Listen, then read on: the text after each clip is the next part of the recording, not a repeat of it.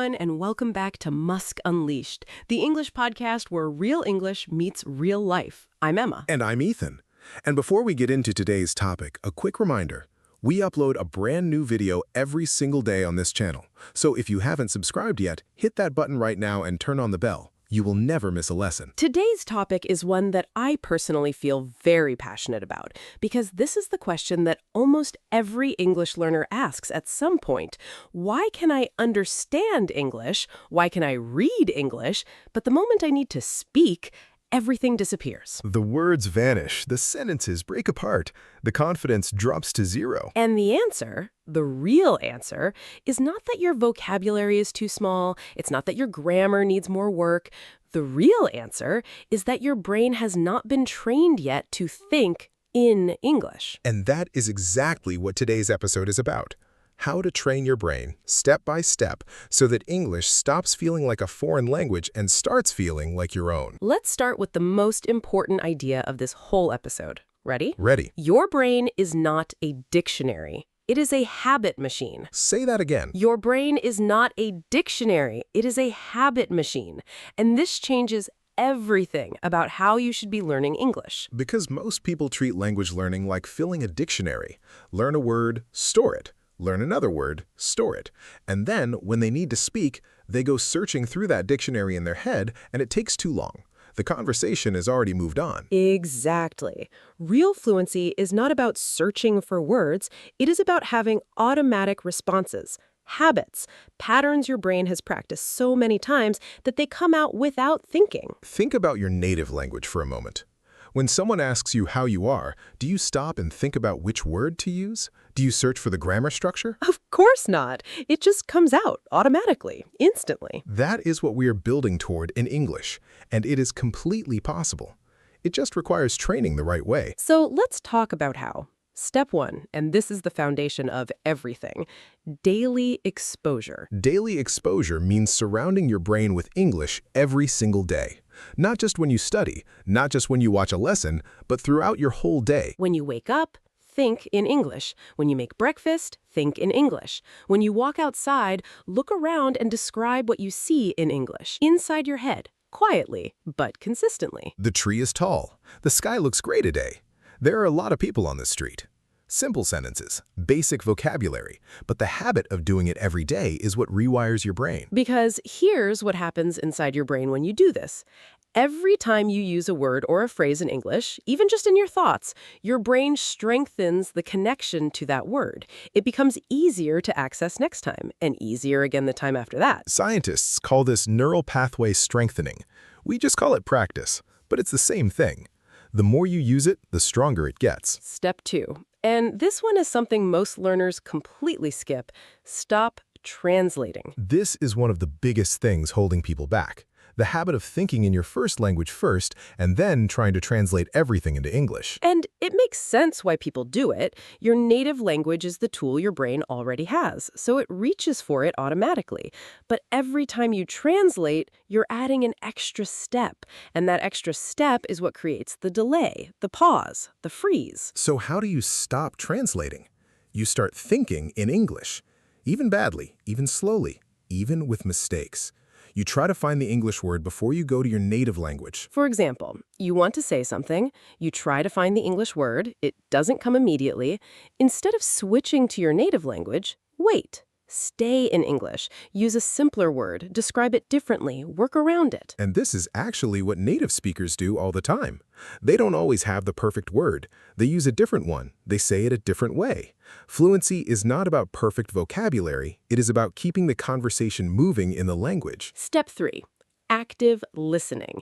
And I want to be very specific about what this means, because passive listening is very different. Passive listening means English is playing in the background while you do other things. And while that does help a little, it is not the same as active listening. Active listening means you are fully focused. You're not just hearing the sounds, you're paying attention to the rhythm, the stress, the pauses, the way sentences are built. You're listening and asking yourself, how did they say that? What structure did they use? What word did they choose? And you replay moments that surprised you or confused you. A great exercise is this. Choose a short clip, 2 to 3 minutes, listen once all the way through, Then listen again, this time pausing after every sentence. Repeat each sentence out loud. Try to copy the rhythm exactly. This is called shadowing, and it is one of the most powerful tools for training both your brain and your mouth at the same time. Because speaking is not just mental, it's also physical. Your mouth, your tongue, your breathing, they all need to practice the movements of English. Shadowing trains all of that together. Step 4, visualization. And this one sounds a little unusual at first, but the research behind it is genuinely remarkable. Your brain does not fully distinguish between something that happened in real life and something that was vividly imagined, which means imagining yourself speaking English fluently actually helps train your brain for when you do it for real. Close your eyes and imagine a conversation. Maybe you're at a coffee shop. Someone walks in and says, "Hey, haven't seen you in a while. How have you been?" And you respond, naturally, confidently, without hesitation. What do you say? Imagine the words coming out easily. Imagine yourself smiling, relaxed, fully present in that English conversation. Your brain stores that as practice, real, usable practice. Athletes do this before competitions. Musicians do this before performances. English speakers can do this before important conversations, too. Step 5. Speak to yourself out loud every day, even if nobody's listening. This is the exercise most people feel embarrassed about, talking to themselves, but it's genuinely one of the most effective things you can do. Narrate your day out loud in English. I'm making coffee right now. I slept pretty well last night. I have a busy day ahead. I'm a little nervous about this afternoon's meeting. It doesn't need to be interesting. It doesn't need to be impressive. It just needs to be English out loud. Your brain and your mouth training together every single day. And over time, and we promise this, it starts to feel less strange. And then it starts to feel normal. And then it starts to feel natural. And then one day you're in a real conversation and the words just come because you've been practicing all along. 5 steps: daily exposure, stop translating, active listening, visualization, speak to yourself out loud. These are not complicated. They are not expensive. They do not require a classroom or a textbook. They require one thing: Only consistency. consistency. Every day, even 5 minutes, even 10. The brain learns through repetition, and every single day you practice, you're building something real. We're going to take this even further in the second part of today's episode. Common mistakes, advanced techniques, and the mindset shift that changes everything. Stay with us. Let's start with the mistakes, because even learners who are working hard sometimes hit a wall, and the reason is usually one of these. Mistake number 1, practicing only when you feel ready. This is a big one. So many learners wait until they feel confident enough to practice, but confidence does not come before practice. Confidence comes from practice. You cannot wait for it. You have to build it by doing the thing that makes you nervous. Think about it this way. A child does not wait to feel confident before learning to walk. They just fall down, they get up, they try again. And slowly, through the falling and the trying, the confidence arrives. Speak before you feel ready. Make mistakes before you feel ready. Because readiness is not something you find, it is something you build through action. Mistake number 2, learning vocabulary in isolation. Most learners study words as individual items. Apple, beautiful, unfortunately. They memorize the meaning and then they struggle to use the word naturally in a sentence. The better approach is to learn vocabulary in phrases and sentences, not just unfortunately, but unfortunately, I missed the last train. Not just suggest, but I would suggest trying a different approach. Your brain stores and retrieves language in chunks, not individual words. The more you learn in phrases, the more naturally those phrases come out when you speak. Mistake number 3, avoiding difficult conversations. When a conversation topic feels too hard, too fast, too complex, too much vocabulary you don't know, the instinct is to avoid it. Change the subject. Stay quiet. But difficult conversations are exactly where the most growth happens, because your brain is being pushed. It is reaching for words it doesn't have yet.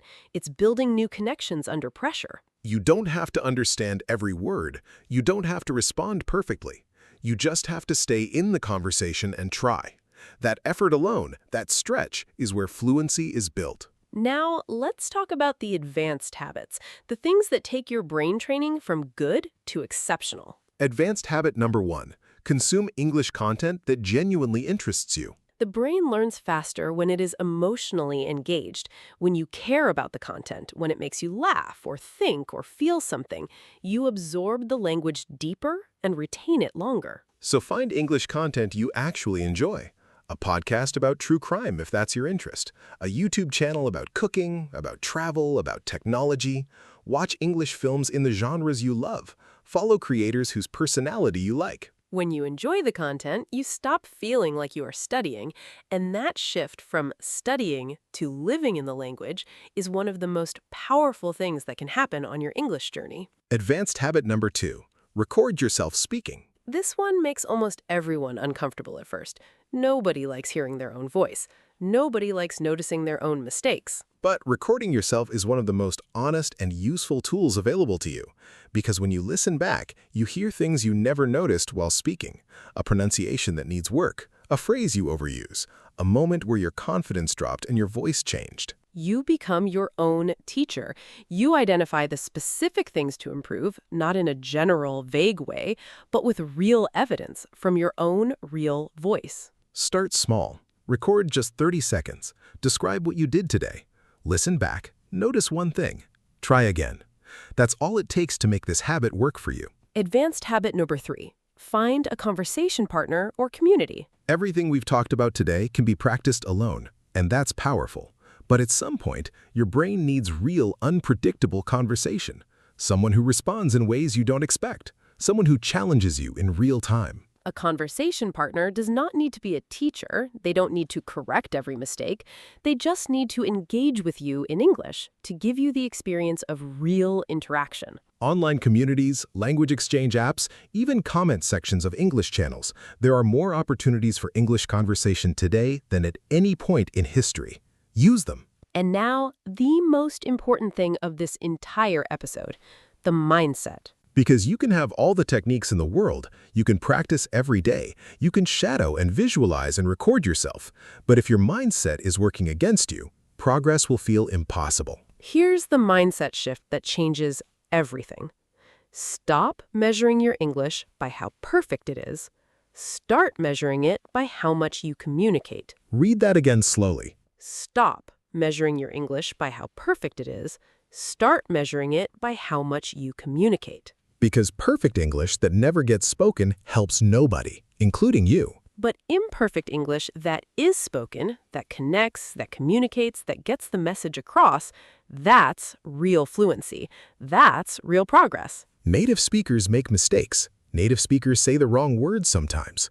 Native speakers pause and restart sentences, and nobody thinks less of them for it. The standard is not perfection. The standard is connection. Can you make someone understand you? Can you understand them? Can you keep the conversation moving?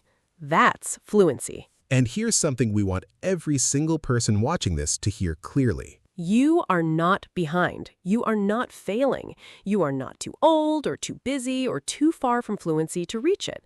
You are exactly where every fluent English speaker once was, at the beginning of a practice that builds over time. Every person on this planet who speaks English fluently today was once where you are right now.